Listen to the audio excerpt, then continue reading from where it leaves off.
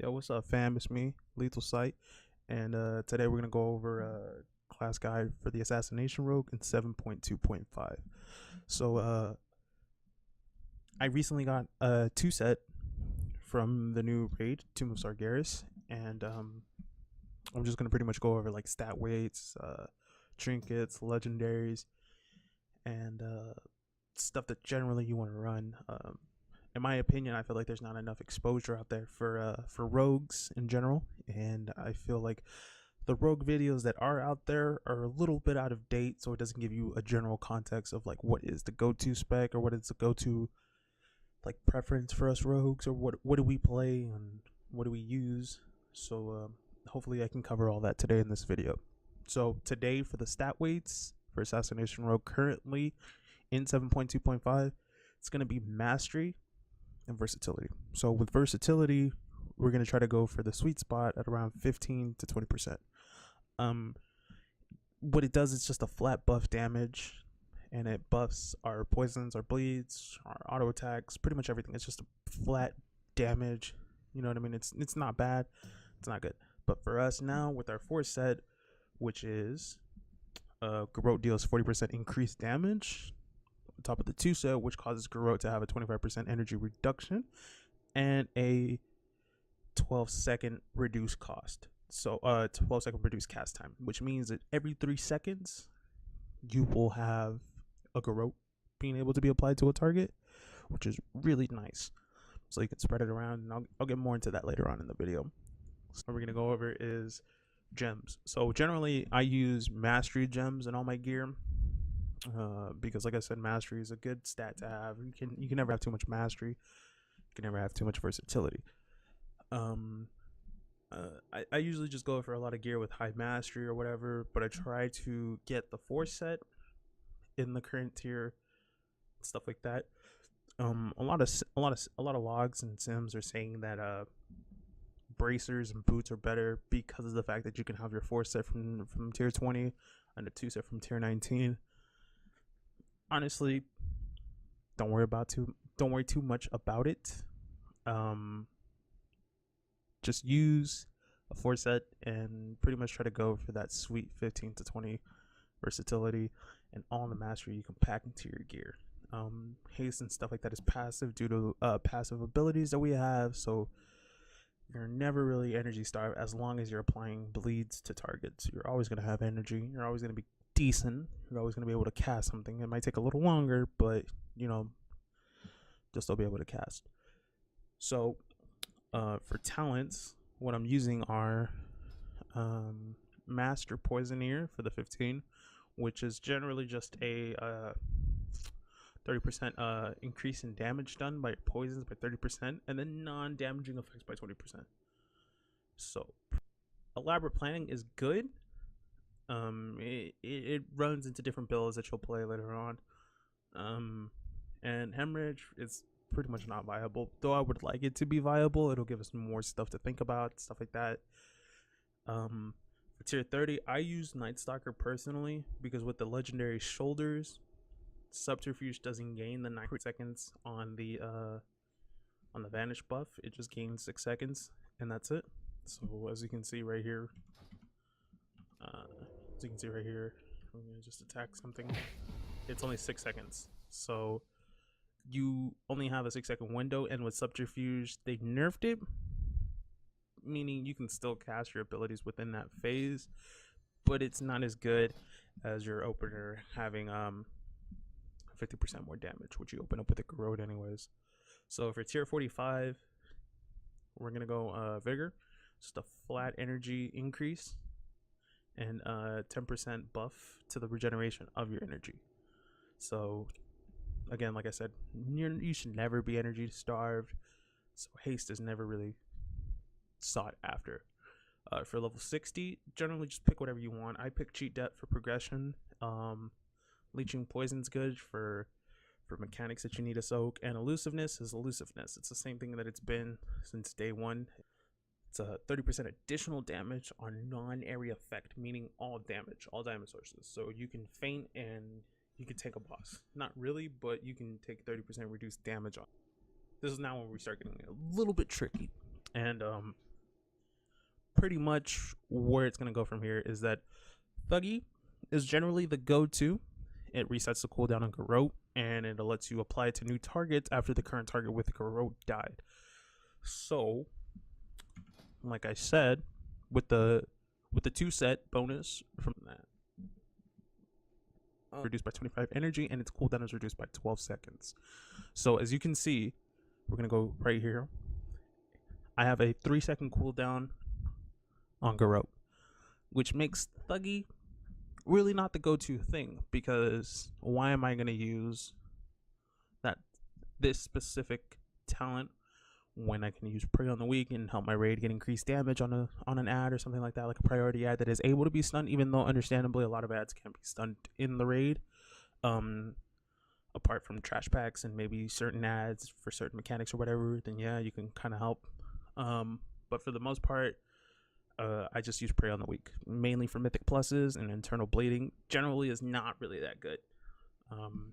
Prey on the Weak just gives a flat 15% damage buff for anything blind, kidney shot, cheap shot, sap. Everything takes 15% increased damage, so you can sap a target, open on it, boom, good. You can go into a kidney shot.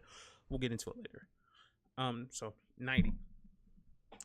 So with 7.25, we got Ashen removed, which was just a flat damage to all poisons, like to all of your poison damage or whatever, making you run the mastery crit build that we used to run back in the day. So now it gets a little bit more fun and exciting. And this is where we're able to make choices, and these choices affect the gameplay that we have. But generally, it goes through all of our bleed mechanics and all of the, we're just the bleed spec now. Before we were a poison build, or you can go a bleed build, but the bleed build was never really good, not viable. So I run myself Toxic Blade. It favors a high mastery build with a high with the medium subpar versatility build. Like I said, anywhere between that 15 to 20% versatility sweet spot. And what it does is it stab an enemy with a Toxic Blade, dealing 639,565 nature damage. That's good.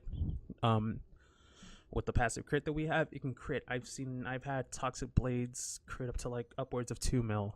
But that's not what we're really after. So the damage of your poisons against the target is increased by 33% bleeding. But I figured if it adds a dot, I don't think it would be. It's pretty much just nature damage. Alacrity is good. This is now where we're going to get back into the tier 15. Elaborate Planning is a 12% increased damage done for 5 seconds. So Alacrity is a passive haste buff. So on finishing move, 35% for 9 seconds. That goes for Garrote. That goes for Rupture. I don't know if it would stack for internal bleeding, but I figured if it adds a dot, I don't think it would be. It's pretty much just nature damage. Alacrity is good. This is now where we're going to get back into the tier 15. Elaborate Planning is a 12% increased damage done for 5 seconds. So Alacrity is a passive haste buff. So on finishing moves, so you want to try to pump out as many finishing moves as you can into a burst. So you pop your cooldowns, you use your trinket, you use your stuff, you use whatever, you're going in, you're going ham. You get that Alacrity stack up to 20, and that Elaborate Planning just gets better. It gets better, and it gets better. Exsanguinate. So this is tricky. So we got a buff to Exsanguinate. It now deals 150% faster bleed out damage on the target, and it had its cooldown is to 25 energy. I'll experiment with this later on, but as it stands right now, Toxic Blade is slightly ahead, not by much, but it is the go-to perfect right now. But that's not to say that in 2 weeks it won't change. All right, level 100. Again, me personally, as somebody who's been playing a rogue for a long time, I wish Mark for Death in this new spell that we had in WoD, Death from Above, was able to be used, was viable. Venom Rush is good. It's passive, 3%, 3 additional energy each time it grants energy. It's nice. It's there. It just does its job. It's sitting in the background. Nobody cares about it. Mark for death. It's good for ads that die really fast that you can continuously put on other ads. So like Murlocs in Herzatown. There's a lot of Murlocs that spawn. You can put Mark for Death, get a lot of ruptures out or stuff like that. But realistically, we are a pure single target powerhouse. Sure, we can do a little bit of cleave, but our main focus is that we want to get that as much single target damage as we want. Death from above. For each target that is in its path, it has 50% additional stronger effect. So it's pretty much an Envenom, just a way stronger version of an Envenom, but it's not that good. It's not that good. It's not really that viable.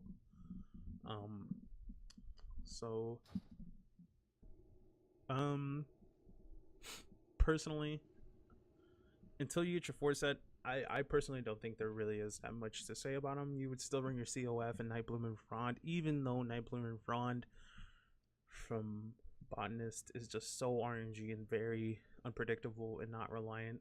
And this new one, Engine of Eradication, it's a nice trinket. I got the normal one yesterday. Crisp. I like it. It's just very, very, very bad in terms of like RNG. Like, let's say you have a boss where you can't get in front of. You're running a Mythic Plus and you're going up against Himdall. You're not supposed to be in front of Himdall because of the frontal cone he does. But this trinket doesn't care. So I'll go ahead and show you why it doesn't care. So we're gonna go ahead. We're gonna open. Boom. So as you see, it'll put these little red felt orbs everywhere, and you run around and pick them up. And that could be good. That could be bad. I tried using this trinket on Fallen Avatar Heroic yesterday, and it's just not good. The buff that it gives makes it really well, but just I feel like pure single target fights, that's the one to go to. Ones that favor you to be able to stack in front of the boss or to just walk around a lot and move around a lot, it's good. But this one right here, this Ceaseless Toxin, amazing. I love it. I don't know what I would do without it now. It's pretty much an on-use trinket which inflicts 390,000 shadow damage to an enemy in melee range, plus 702,000 additional damage over 20 seconds. But here's the fun part about this trinket. If the target dies, the ability is reduced by 45 seconds. So if you kill an ad with this trinket can be up for multiple ads and Mythic Pluses, making this trinket so good. And it being on a relatively short cooldown, meaning it's on a 1 minute cooldown, it's just amazing. So I'm going to show you how it looks. So get into stealth. Boom. Boom. Bam. It just throws a vial on the ground and it just adds a dot.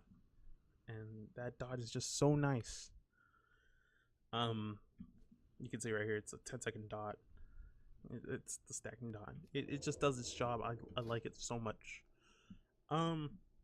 So next thing we're gonna go into is pretty much, I'm gonna show you my opener and what I use in raiding situations and in Mythic Pluses and stuff like that. So we stealth. Let me set up a pull timer. So 4, 3, I pre-pot at 1. Boom. Venom. Rupture. Bam. 1. 1. 1. Pop Vendetta. Vanish. Mutilated Venoms. So that's my burst. And to me personally, it's not that hard of a burst to do. It just takes a lot of practice, especially when you just get the shoulders and you're really like afraid and you don't know what to do with them. So I'll go down and explain how I do my opener with these shoulders. So again, we pre-pot at 1. So 5, 4, 3, 2, 1. Open up with the Garrote. Go with an Envenom or a Mutilate, Rupture, mutilate, venom, mutilate. Then I would vendetta right here and do a mutilate, venom, mutilate, and venom, mutilate, and venom. No, that's not what I would do. Okay. 1, 2, 3. 1, 2, 3. Okay, so I'm gonna go over my burst and how I do it, and I'll explain to you bit by bit how I do it and everything, and show you how it looks like. So we set up a pull timer. 4. I pre-pot at 1. 2, I use an old war. 1. Garrote and Venom, Rupture, Toxic Blade, King's Blade, and Venom. Mutilate, Mutilate, Vendetta, Vanish, and Venom. Mutilate and Venom. Mutilate and Venom. Mutilate and Venom. And then you would refresh dots and just do your basic rotation after that. So that's it. Alright, so that, in my opinion, is the best possible opener you can get. And you can do a lot of other things. There's other people have amazing openers that require a lot more mastering. They're not hard to do, they just require a lot more focusing and, you know, watching your stuff and doing stuff like that. So last but not least, I will queue a dungeon and I will show you guys how it looks. All right, so we're back and we got our dungeon queue, and we got not my favorite one. So let's see how we do. So for food, I didn't go over this. For food, I use 7 Demon Flask. I use Seed Battered Fish Plate, which is a versatility buff for food, and that's all I do. So I'm gonna get this food buff real quick. Alright, so we stealth. We go in here, rupture everything, and it's done. It's done. We're good. We win. Somebody else is carrying though. Like that's the best.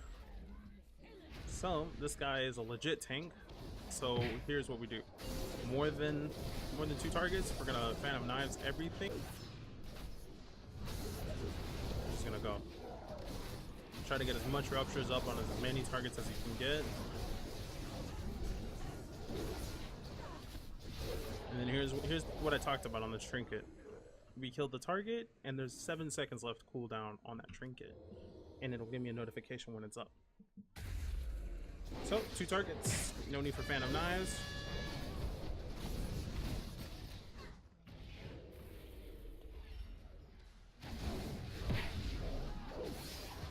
Bam.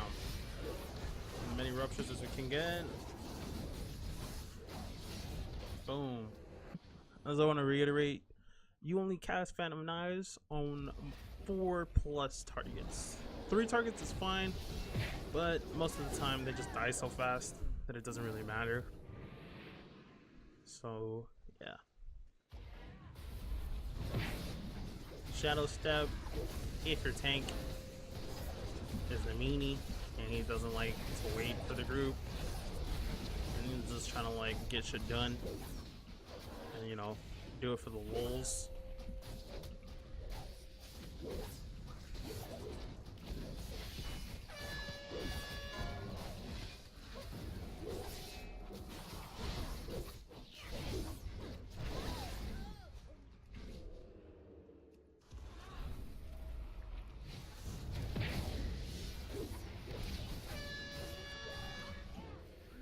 So here we go.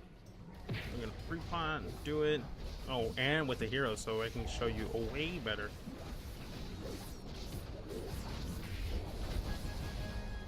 Way better pull opener than come on. You always get a really nicer pull when you get a hero in the beginning.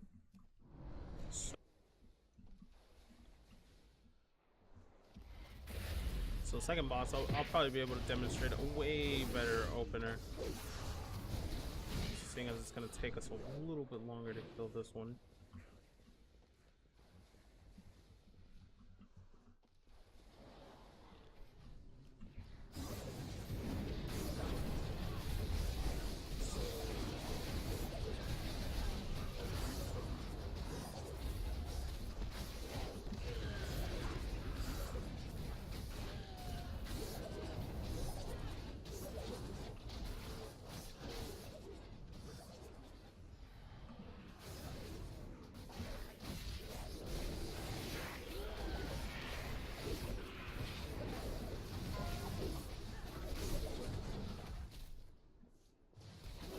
Oh shit, didn't turn around. You gotta turn your gaze from him.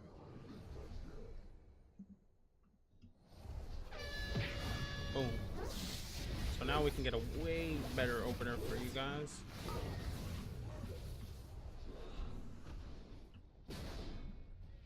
Let's see if I can.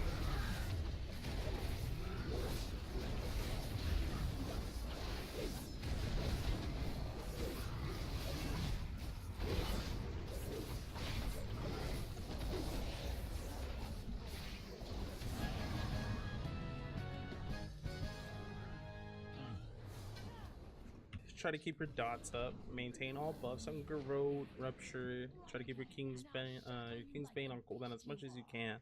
Keep your Toxic Blades with your King's Bane you can.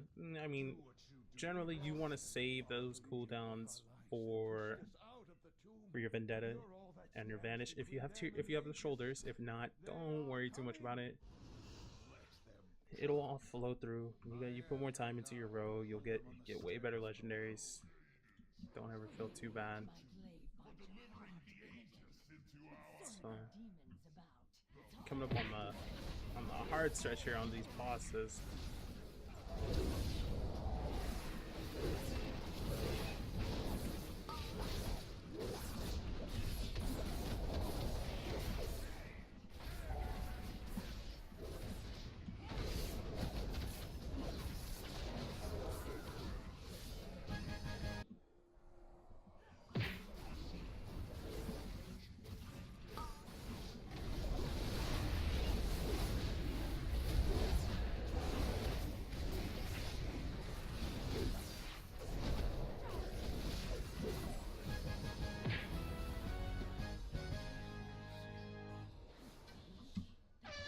So yeah, man, that's it. Wrapping up so the video. Just keep your Garrote on cooldown as many times. If there's more than one ad, just keep it on cooldown. If not, keep using the button with your 2-set and just keep pumping in those ruptures and those envenoms. Ruptures and envenoms on 5 combo points. Go ahead and just pump them in there. If you're having trouble maintaining, try going with a trained soldier neck enchant, which gives you mastery to kind of help you get over that 130 minimum to have a decent poison build. But for the most part, try to line up your Toxic Blade with your King's Bane. And in a perfect Serenity moment, you want to try to line it up with your Vendetta for optimal DPS. In a realistic situation, if you don't have boots on your rogue that reduce the cooldown of your Vendetta by every 65 energy you spend, then just line them up together. This has a 45-second cooldown on King's Bane. Toxic Blade has a 25-second cooldown. With your new tiers, Sinister Circulation gives you successful lethal poison applications, reduce the cooldown of King's Bane by 0.5 of a second, which is more than enough to line it up perfectly with your Toxic Blade. Other than that, man, my name is Lethal Sight. Make sure you follow me on Twitch at Lethal Sight Wow. Make sure you hit me up, subscribe, leave a like, post a comment. Give me some positive feedback, negative feedback. Titty slap that like button if you liked it. Dislike it if you disliked it. I want to hear you guys' feedback. Let me know if I'm doing a good job, and I can only get better with your guys' help. So hope you guys enjoy your rogues in 7.25. We are in a great position. We're in a great spot this tier, and we're only gonna get better from here, man. I will see you guys in the tomb, man. Later.